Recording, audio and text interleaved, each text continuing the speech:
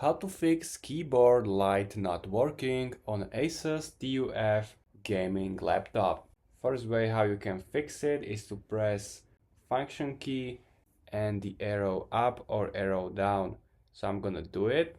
I will try with one hand. And my keyboard now is shining.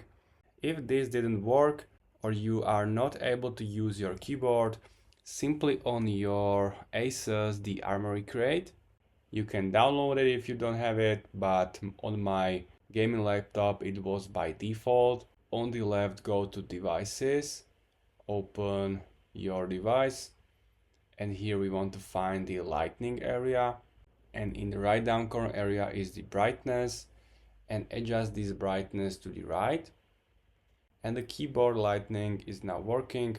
Also, you can simply select here the style of lightning if you want to. So for example, basic, and you can also choose the color. So for example, red one, press on OK. Here change the brightness, or if you want to use the breathing or color cycle, simply do it and change the speed of coloring. So this was how you can fix it. If you find this video helpful, please consider subscribing and see you next time.